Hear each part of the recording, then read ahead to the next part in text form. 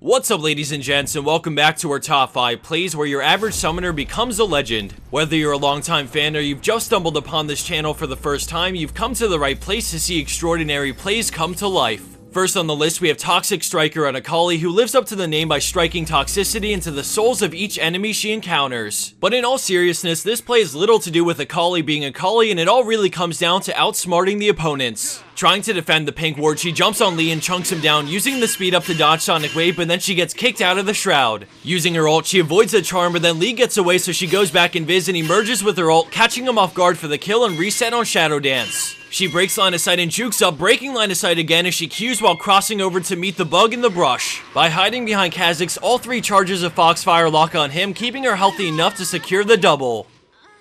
Moving along into our number 4 spot, we have Hades under God on Rumble with a huge play from the little guy. Blue team is shoving down mid lane and hopes to regain vision of the Dragon area, but then the friendly Annie gets charmed and the fight erupts. Rumble falls back, but watch carefully as Orianna sends the ball in, catching 4 enemy players with Shockwave, which sets up the equalizer directly on them. Despite the 4v5, Flamespitter melts her HP and then he harpoons down Lucian, and now all of a sudden the tables have turned and only 2 champions remain on red team. With Ignite on Malphite, Rumble is easily able to take him down as Jinx makes good on Nari for the ace.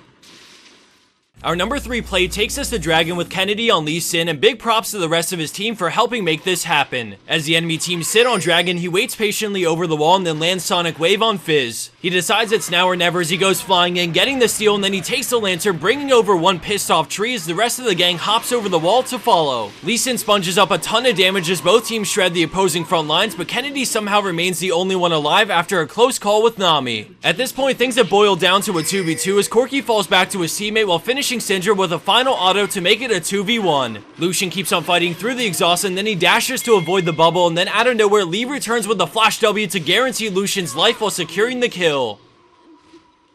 Landing in at second place, we have UG1 UK on Zed, but just like in our last play and many other plays we featured, this couldn't have been done alone. So in the beginning of this play, there are a few things I want you to notice. For starters, despite the kills Zed just got on Rengar, red team has a pretty massive lead in gold, and blue team's AD carry Quinn is extremely behind, making a full team fight not really an option. Since they have top inhib going for them, Zed decides to continue split pushing, and then the enemy team realize they have a creep wave pushing into their base, so they instantly start to recall. Kha'Zix jumps in as the rest of his team follows, putting pressure and forcing them to stick around to fight. Because they're in a 3v4 and the enemy team is fed, they quickly start to lose, and in a matter of seconds, red team is back to pushing mid. They figure they have the tier 3 tower and then the 2 Nexus towers, so Rengar will respond to stop Zed and they can win right here because everyone else is dead. Huge mistake. The first tower falls way faster than expected, and then they realize they have to recall, so now all eyes go to Zed with Rengar about to respawn. The Nexus gets down to about 50% as Rengar ults in, forcing Zed to ult as well, but then he swaps out, and then at the last possible second he swaps back in to avoid the bubble and Jace's Q, winning them the game.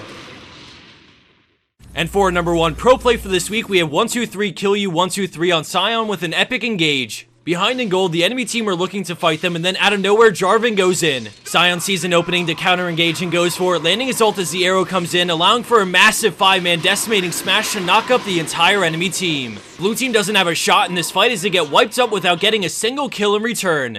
Let's take another look at that engage, but note how he somehow weasels his way in between both tanks to land his ult on the champions that matter, and this sets up the instant triple from Cassiopeia's ult and the cleanup that follows.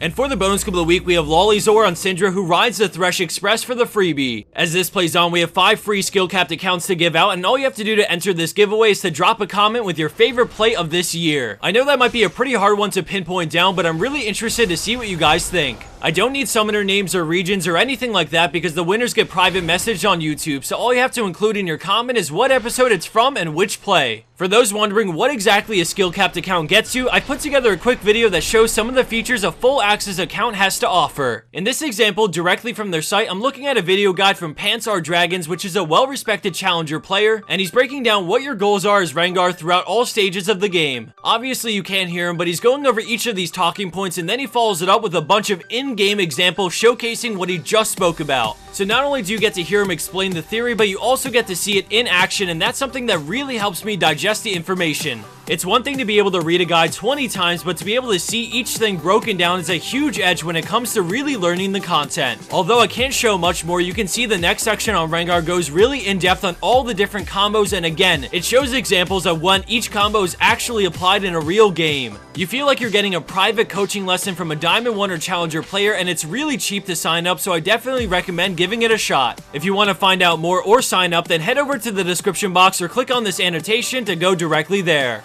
Thanks for watching, everyone. Don't forget to drop that comment for the giveaway, and I'll see you back here soon for week 204 for League of Legends Top 5 Plays.